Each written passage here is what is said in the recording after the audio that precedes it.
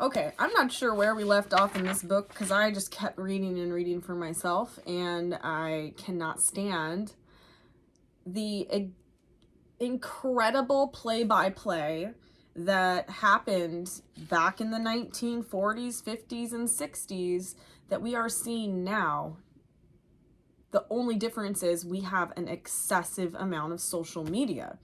So when it comes to the way that Kinsey laid his groundwork to experiment on humans, children specifically, his plan to gain access to them was incredible. And I think you will be surprised at the extent that was taken. So normalizing sexual activities with children was something that goes back in our culture, American history, back into the 40s. And it starts with a man named Alfred Kinsey. And I would definitely say that it's absurd. I just saw, not today, maybe a few days ago, there was one show in like the Netherlands or something where they were like, let's show naked humans to children. I'm like, this can't be on TV. You know what I mean? Like, this can't be so openly announced. It seems absolutely bizarre. You go back into, there I go with my ums again, scientific humanitarian committees were the most influential homosexual organization in the German gay rights movement. The first to greet me was a corporal with a deep bass voice. He, however, was wearing women's clothes. A so-called transvestite, commented Dr. Hirschfeld, whose nickname was Aunt Magnesia, and introduced us. The most beautiful youth appeared. A hermaphrodite, said Hirschfeld. Why don't you come to me during my office hours tomorrow and you can see him naked then? An older gentleman in his 60s recited a poem to a 16-year-old youth full of yearning. I suddenly realized I was in the middle of a brothel. This wasn't just, he wasn't in the middle of a brothel. He was in the middle of a school, okay? This is in the context of going to Berlin Institute. So what we have here is exactly what we're about to see, as we can see the progression of drag queens attempting, as long as there are people to speak out against it, it can only really be an attempt if we can make this not a thing for the safety of our kids. Historically, this gives you a play-by-play of what's about to happen. We should be terrified. We should be angry. We should be speaking out. And that is the truth of it. We continue to go through here about how Kinsey, in his biography, recalls a sexuality lecture, or he is the one giving the lecture, 3 years before, where he's called to be a marriage and sexuality instructor. He is given these titles, these opportunities to talk to the masses, to appeal to the younger generations, to tell them, hey, I'm writing this book on the male sexuality. I have this scientific research that he claims is based on regular people in modern homes. No, he took his information from predators, from prisons, from sexual offenders themselves. He literally was able to use every outlet. So let me find something interesting for you. I'm telling you, if you do not get this book and read this, you'll be sad in about, I don't even know how many years, because the progression of what's going on right now is going so fast, I'm not even sure what to think about it. Talks about how laying the groundwork. Kinsey's list of influential officers was Indiana University President Herman Wells. Wells, unmarried and still living with his mother, enthusiastically approved Kinsey's proposals for everything from wasps to sex. In this letter to Wells accepting the marriage course offer, Kinsey wrote, "Thanks for all the support which you have lent to the consummation of this program. I trust that history will justify its existence." Friendly Kinsey biographer Cornelia Christensen recounts, a petition to institute such a course for college seniors had been presented to the Board of Trustees that spring. The committee from the Association of Women Students evidently had worked out the stipulations in meetings in Kinsey's office in the preceding springs. Thus, Kinsey's appointment to chair the committee could have come as no surprise to him. So shifting responsibility for the marriage course to the co-eds insulated Kinsey from potential academic dangers. So they didn't put it as an actual program within the school at this time. They literally, it's the same freaking thing as inviting someone in to speak to a bunch of kids. It's the same thing. It literally, they didn't want to take the fall for if there was potential academic dangers. So they allowed him to come in as such. So let me see here where we go here. Tolerance today is a note here. The basic problem. So this one, Kinsey's often abrasive treatment of his wife, female members of the UI faculty, and female students attest to his misogynistic view of women. Summarizing his interview with the Dean of Women, Kate Mueller, Joan writes, for her part, Mueller had been worried about Kinsey's behavior for some time. In addition to fretting over the information and permissive attitudes he conveyed during the interviews, she was concerned about the persistence in which he pursued female histories on campus. She had heard complaints on this score in the past, and she had no reason to doubt that the future would bring more. The basic problem, she maintained, was that Kinsey put too much pressure on the students. If he got some members of a complete group, he wanted all of them, which is also what we are seeing right now with this whole issue of tolerance and rights to people that choose to be a certain way, to take part in certain activities. They can't just take part in them by themselves. You have to do it too. You have to allow it too. So that's another part that's incredibly the same as far as historical things go. So we get into his, well, we'll skip his dissertation and whatnot. Rockefeller funding, that's a whole area that, I mean, I could do a whole thing on just the funding itself. You can't even understand how much money this guy was given to be able to conduct human experiments on children, while people are thinking that this information is coming from something grounded, something intellectual, something scientific. No, this was stopwatches. This was having people all around the country molest children to such a degree that it's unfathomable, the research that is here that he himself has. Let me just get out of this part. The requirements of the interview. So one of the things that Kinsey would do was, if somebody was going to work with him, and this is something too that I have been made completely aware of, not even in the last year, not even in the last week. This is something that has gone back pretty far. I would say beauty school. People would share explicit details about their sexual life, and then they would use it against them. That's literally almost the definition of the things that happen in beauty school. And it was really sad to watch a lot of it. So I would say that this whole thing, when it shows how he uses, it also makes a kind of a weird, I mean, this is a conspiracy I'm about to share with you, is that one of the things that he would do is he would share, you know what, why am I even going there? Let me just read it to you. Let's see here. This is the part where he shows the porcupines mating. Another of Kinsey's control devices entailed stripping staff members of their sexual privacy. He required all staff, including janitors, to volunteer their sex histories. Spouses and other family members were also subject to scrutiny. Few Americans, even today, would submit to intimate, probing questions about the size or the shape of their genital organs in sundry states of arousal, their masturbating and other sexual habits or non-habits, nor would they allow themselves to be filmed in intimate sexual situations.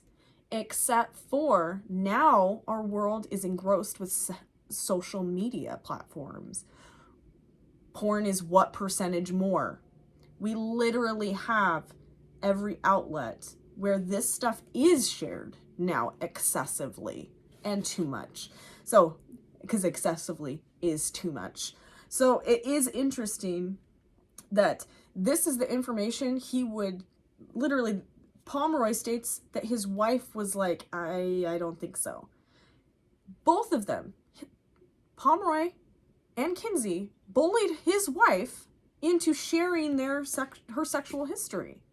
So she claimed that it was, things that she hadn't even told her own husband. Why would this man need to know for them to be involved?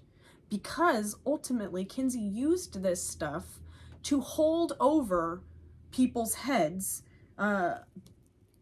because it's a conditioning of employment. It's a conditioning of, well, I have this information, so if you don't support me, just like we were just talking about with the tolerance, then I can share this information. I can use it against you. I can blackmail you with this information, especially because most of these people have said in their sexual histories that they are not keeping to their marriages. They're experimenting themselves. So there is a level of distrust with numerous extramarital experiences. With his intimate knowledge of the sexual lives of important people, Kinsey could have figuratively blown up the United States socially and politically. Perhaps he liked to feel sometimes that he was putting something over the world. Oh boy, oh boy, oh boy. Kinsey often expressed an elitist right to unlimited, uncontrolled scientific research into everyone's sexuality, including that of children from birth. It should hardly surprise us then that in the chapter on sexuality in the male volume, he writes wistfully of the great things that science might accomplish with absolute freedom to conduct human experiments. Erotic arousal of children could be subject to precise instrumental measurement if objectivity amongst scientists and the public respect for scientific research allowed such laboratory investigation. So these are words that he said. These are not like, oh, I think that maybe he had this thought. No, these are literally what he is saying, what has been saved. It is astounding because the Rockefellers' mass communications machine takes Kinsey public. So you've got a man, and if you've watched the previous videos that talks more about what kind of person he is as far as character goes and the things that he would do in his earlier life, you can combine these things and see, hey, this is not a person that is, you wouldn't trust this guy around your kids. You wouldn't trust this guy, but yet people in high places are advocating for the work that he's doing. So, let us continue on. The immense amount of public interest Kinsey's first book, Sexual Behavior in the Human Male, supposedly came as a surprise to its authors and publishers, but this is doubtful. However, considering the enormous advance effort to promote it, including efforts of the Rockefeller-connected mass media to effusively hype the book and its culturally corrosive message.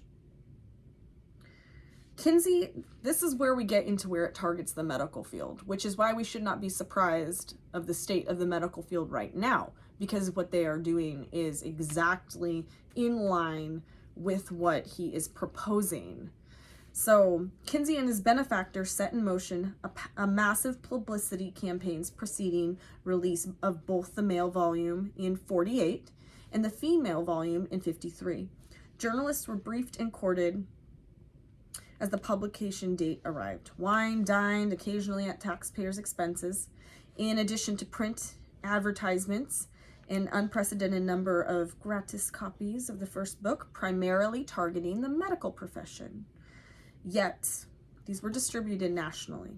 Alan Wallace, past president of the American Statistical Association, recalls, yes, the book was promoted commercially in a big way, and they were taking sort of a holier-than-thou attitude, saying they were not promoting it at all. It's just that the public is naturally interested in the subject. Doesn't that sound familiar? Because there's a lot of us, if you're taking a certain situation we have currently in our country, and you're like, well, they keep claiming that they're only a small percentage of a minority group, but look at how we are spreading across the nation, and parents are freaking out because it's not true.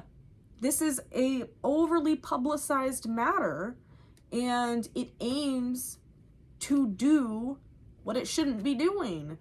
So this was a carefully contrived situation. This isn't just like, oh, people are really taking interest in this. No, people have been slowly groomed into thinking these things are okay. And now we are coming to a point when we're like, oh shit, was that not okay? Should we have not allowed this or that? There are things you can go through history where it's like, this may not have been okay looking back. There have been a lot of things when it comes to presidencies that we can look at and we're like, that might not have been the best. And some of them are like, I wish we would have done things differently. Well, now it's coming to a head where we can't but just take it. So being on the offense of, learning history, people might say, well, what is being said is absolutely against our values and our morals and our ideals and our ideologies. Well, historically, this is the same thing again. And if history repeats itself, then why aren't we taking a closer look at this? Why aren't we? So it's scary to see that, for instance, so I was talking about oh, this is a conspiracy theory that I have. It's not really a conspiracy theory. It's interesting. Let's take a walk about this idea, is that Trump would be indicted for things of a sexual nature, that he would be being put in prison because of things connected to a sexual nature, when the ultimate goal of keeping people in their place was to collect information about everybody's sexual nature and then aim to use it against them when they weren't with the agenda that they were with. So I do find that absolutely bizarre, ironic. Okay, so maybe it's a thing, maybe it's not. But how can you know either way right now? Right. We're just looking at history. So in 1939, the Rockefeller Foundation organized a series of secret seminars with men it regarded as leading communication scholars to enlist them in an effort to consolidate public opinion in the United States in favor of war against Nazi Germany, opposed by many conservatives, religious leaders, and liberals at the time. These secret psychological warfare projects helped define U.S. social science and mass communication studies long after the war had drawn to a close. Virtually all of the scientific community that was to emerge during the 1950s as leaders in the field of mass communication research spent the war years performing applied studies on U.S. and foreign propaganda, public opinion, both domestically and internationally. So amongst these, the publishers of Time, these are the people, they went into these categories, jobs, let's just say. The publishers of Time, Look, Fortune, and several dailies, editors of such magazines as Holiday, Coronet, Parade, and the Saturday Review, editors of the Denver Post, New Orleans, the Times, and others. The heads of Viking Press, Harper & Brothers, The Farr, Straus & Young, 2 Hollywood Oscar winners, a 2-time Pulitzer Prize winner, a board chair of the CBS, and dozens of key network executives. President Eisenhower's chief speaker writer, the editor of Reader's Digest, at least 6 partners of large advertising agencies, and a dozen noted social scientists, chief of the U.S. government's covert psychological warfare effort from 1950 to 1952, and later the dean of the Columbia Graduate School of Journalism and founder of the Columbia Journalism Review. World War II psychological warfare established social networks that opened doors to crucial post-war contacts inside the government, funding agencies, and professional circles with unprecedented access to human research subjects. So we've got all of these different organizations that claim to be woke. They are advertising things that we're like, what is going on here? Why is this appearing so often in our feed?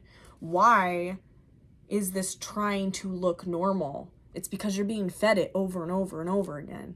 Since 1953, these people have been in charge, and that's a dangerous place to be. If you can't look at that objectively and say, where are the values, the ethics, and the morals? Because if you continue to do your research like we're about to, you're going to find that they're really lacking. So you got, in this next chapter, a pretend statistician, somebody who does statistics, right? So Gaythorne Hardy reveals that Kinsey never hired a statistician. Frank Edmondson, a young astronomer who had some rather superficial statistical training, was Kinsey's fake statistician. Elementary statistical concepts. So you've got what Kinsey was up to. Notes that the statisticians never heard of Kinsey's 100% groups. After all the committee had been given their sex histories, they were more agreeable, for sure.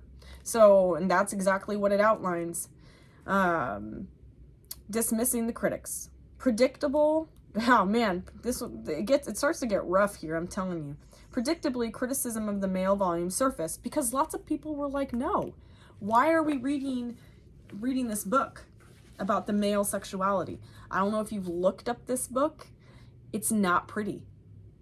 It's just not. It's like reading a man's opinion about molesting people. Like, that's what it comes off of entirely.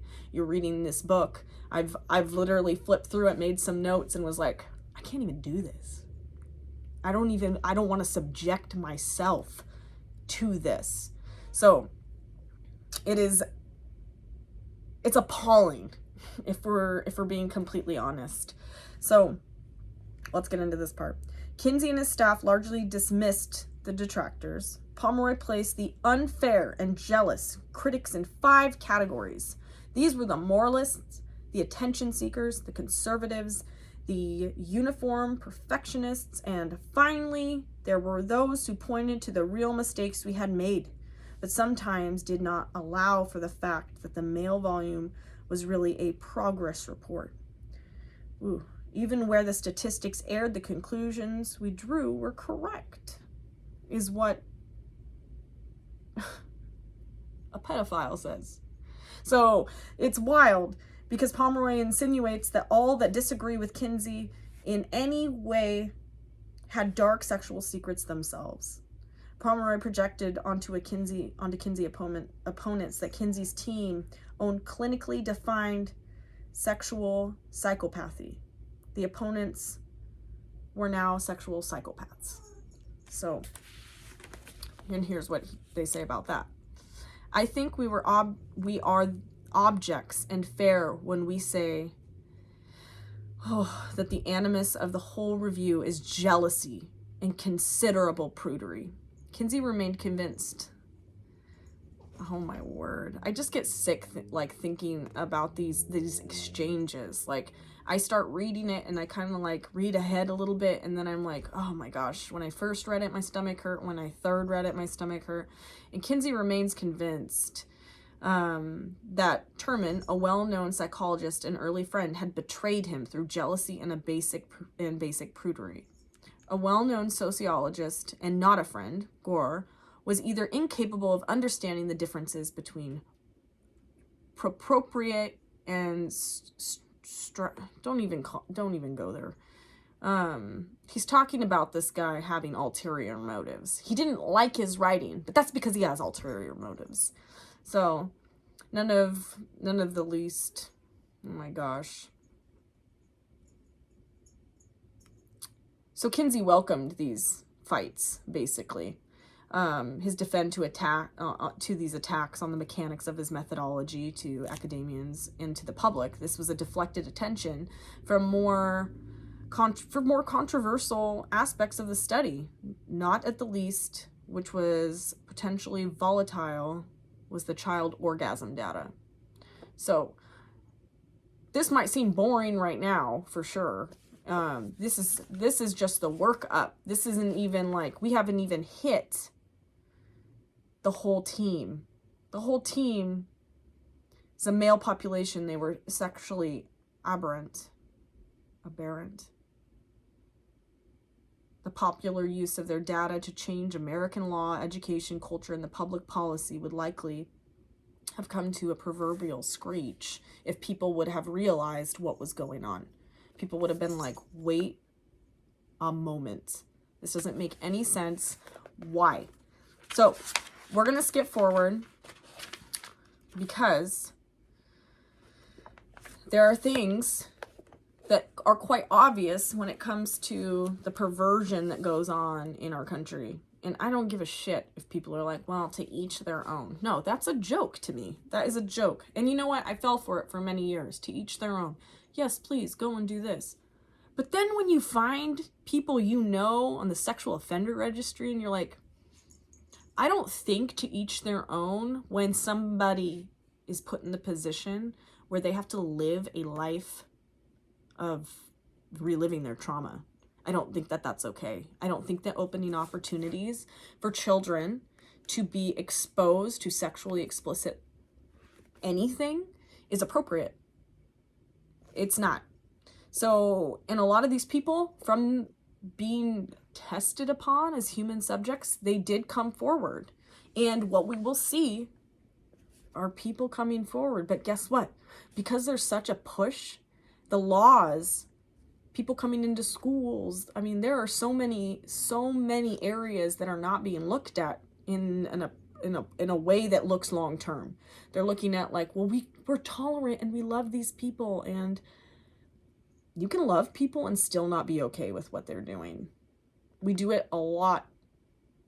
That's just like part of life.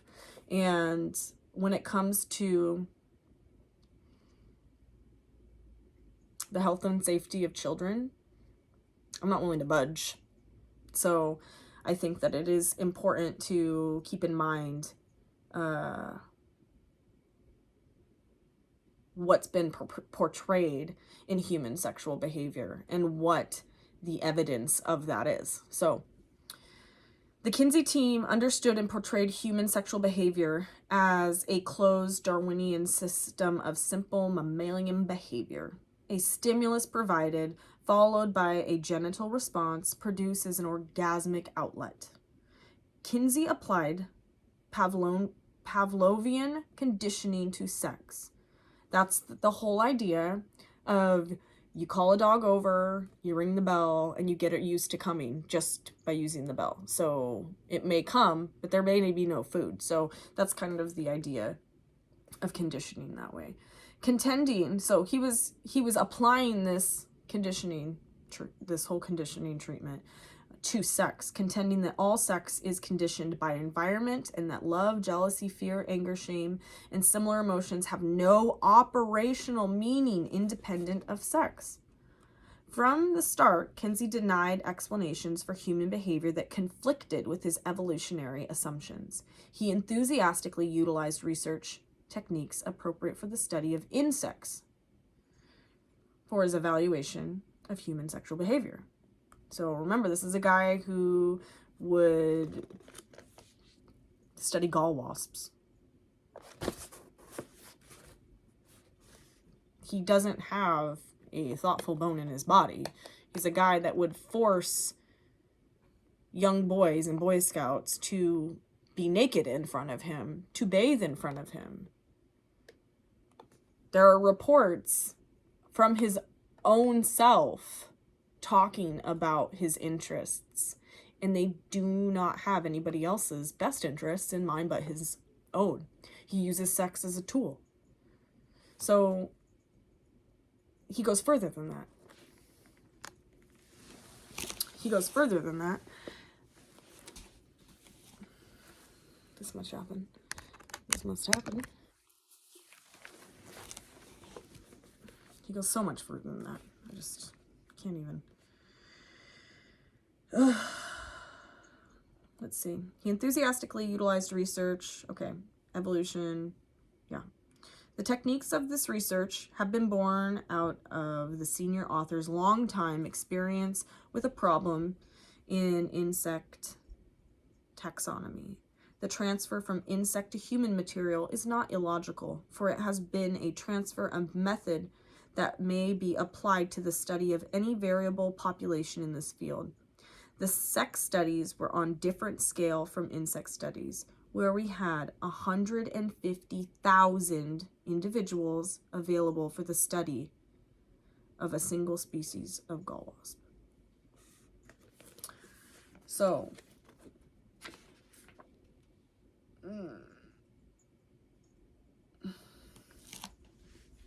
for this database, for this sample that he had, it's just, let me read. Kinsey classified more than 1,400 criminals and sex offenders as normal, on grounds that such miscreants are essentially the same as normal men. By doing so, he bolstered the belief that reported increase in sex crimes are spurious, and the result of sexually disturbed police or repressive reform groups. In his female volume, he wrote, preliminary analysis of our data indicate that only a minute fraction of 1% of the persons who are involved in sexual behavior which is contrary to the law are ever apprehended, prosecuted, or convicted, and that there are many other factors beside the behavior of the apprehended individual which are responsible for the prosecution of the particular persons who are brought to court. The prodding of some reform group, a newspaper generated hysteria over some local sex crime, a vice driver which is put on by the local authorities to distract attention from the defects of their administration of the city government, or the addition to the law enforcing groups of a sadistic officer who was disturbed over his own sexual problems, may result in a doubling 100% increase in the number of arrests on sex charges, even though there may have been no change in the actual behavior of the community, and even though the illicit sex acts that are apprehended and prosecuted may still represent no more than a fantastically minute part of an illicit activity that takes place every day in the community.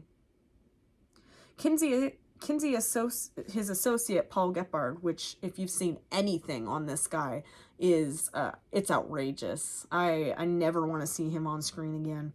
He explained that even the prison sample was heavily weighed towards sexual disorder. Since the Kinsey team specifically sought the worst sex offenders, they specifically sought out the worst sex offenders and then claimed it as normal society behavior. Okay? At Indiana State Farm, we had no plan of sampling.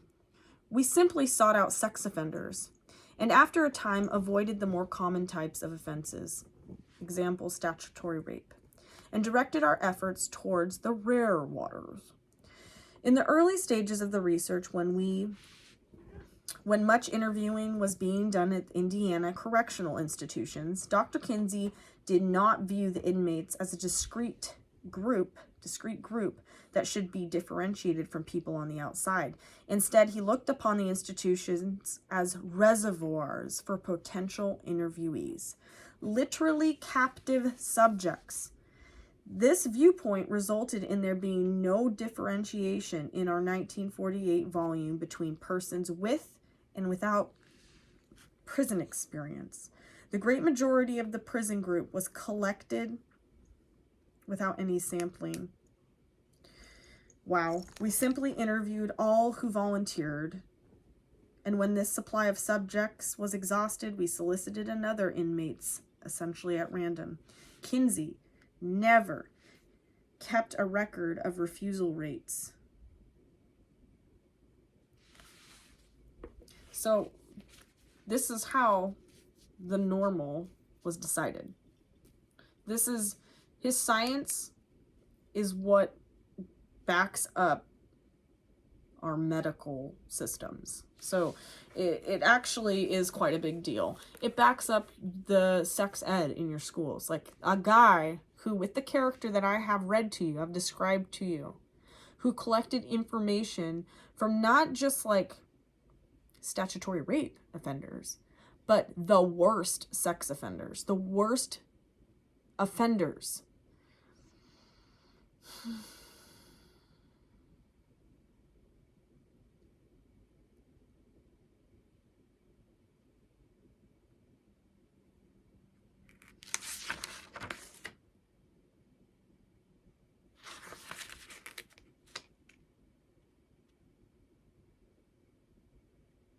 He gathered 6,200 male histories.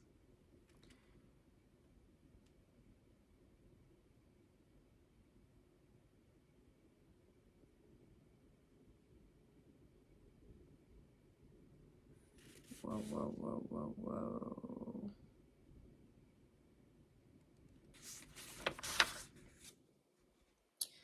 So, that's where this information comes from.